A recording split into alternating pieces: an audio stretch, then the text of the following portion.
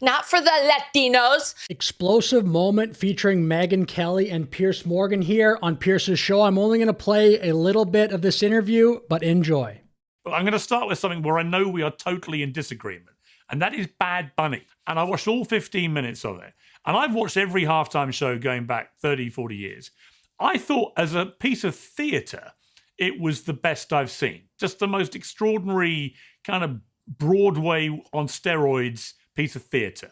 I also thought it wasn't remotely divisive politically in the end. His Grammys speech was, but his performance, I thought, was actually a lot of things which I would have thought people on the conservative right would applaud. It was about love. A couple actually got married for real in the middle of it. He was preaching about... Look, so Megyn will obviously reply to this, but I think Nick Shirley, from what I've seen so far, has the best take on this. He says, halftime wasn't bad. It would have made for an epic World Cup performance, but not the Super Bowl, where its audience is primarily people who don't speak English.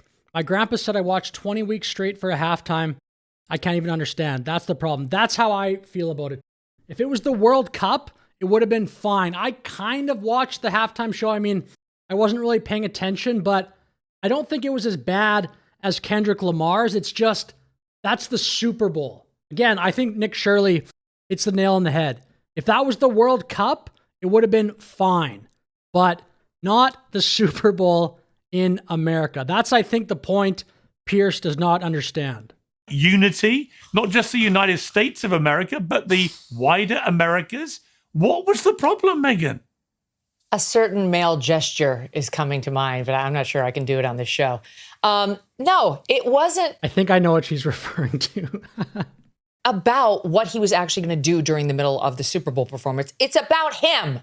It's about him being chosen as the Super Bowl performer, somebody who's been an outspoken critic, of course, of the Trump administration. There's a lot going on. Like, I don't know if you guys know this, but there's literally a floating island of garbage in the middle of the ocean right now. Yeah. I think it's called Puerto Rico. After the rally, several Puerto Rican celebs, including Bad Bunny, shared their support for Harris. During an interview with Popcast, published January 5th, the singer said he felt the need to speak up. I did it because I felt it. I just said, I was angry at the time because I was here in New York. Yeah. So I was like, what? This guy is right around. It's right there. We should go. We popping out. But it was a very, ¿cómo te digo? Fue como que el momento, la molestia, because, yeah, I know he was a comedian, blah, blah, blah, blah, but that wasn't a stand-up comedy show. It was supposed to be a political rally, something. Yeah.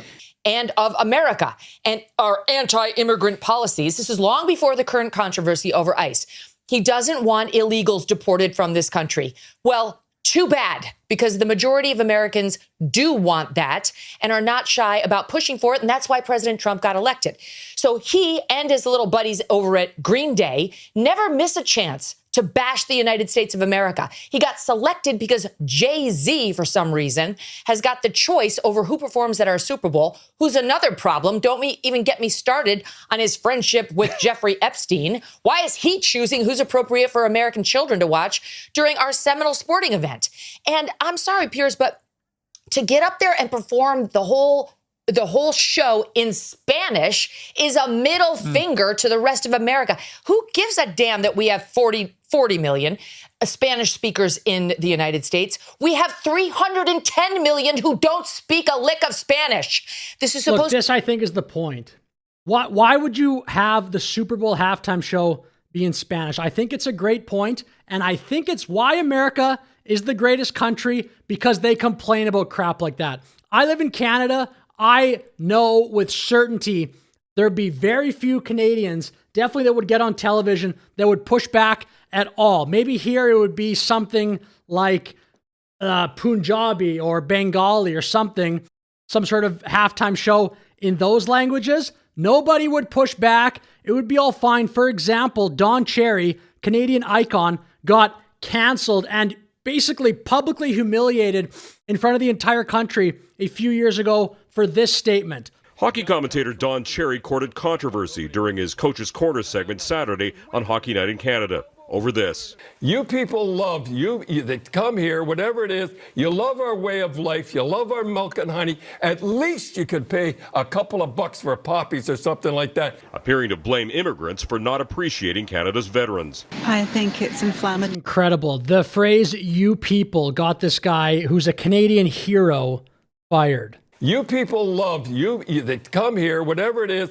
You love our way of life. America, keep complaining about stuff like that. Spanish at the Super Bowl, complain about it because none of these other countries do. And look what happens. To be a unifying event for the country, not for the Latinos, not for one small group, but for the country. We don't need a black national anthem. We don't need a Spanish-speaking, non-English performer, and we don't need an ICE or America hater featured as our primetime entertainment. Look, that is a huge reason, in my opinion, why America is so great. That Megyn Kelly handled that, laid that out beautifully. Okay, what is the national language, officially the national language of the United States of America? This is such a dog water argument from Piers. English. And there's been a push for many years to make it an official you don't have one. Documented thing. You don't have one. If you would have let me finish my comment, I would have pointed that out, that people have been pushing to make it official. Okay, right, so you're trying to make official. This attitude that you have right here is why you in Great Britain have lost your culture. You ceded your culture to a bunch of radical Muslims who came in and took over, and now it's gone. We're not allowing that here. Bing, bing, bing, bing, bing. Beautiful. That's exactly the problem.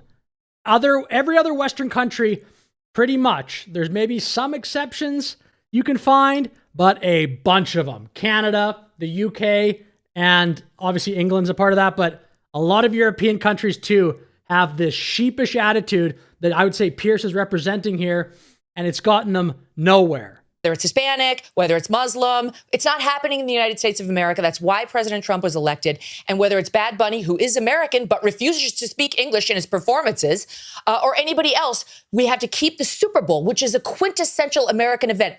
Football, that kind of football, is ours. They call it American football. And the halftime show and everything around it needs to stay quintessentially American. Not Spanish, not Muslim, not anything other than good old-fashioned American apple pie. There should be a meatloaf, maybe some fried chicken, and an English-speaking performer. That's what the Super Bowl should be.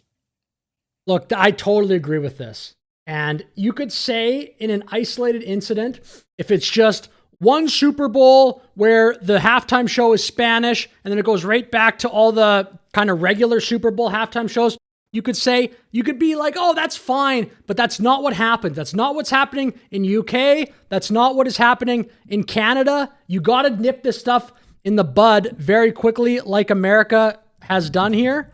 And I'm going to Megyn, Jackie, I'm going to finish this off by showing Megyn Kelly totally bodies Piers Morgan on X with Piers Morgan says, quoting this tweet here, or maybe it's because I'm in England and no, it's not been taken over by radical Muslims. And he's quoting part of this interview here. Megyn says, hey, at Grok, what was the most popular name given to newborn children in Britain last year?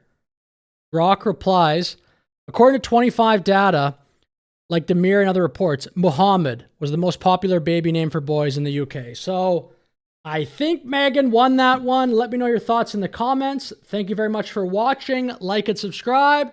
Have a great day. My hair's a little messy. Don't mind that.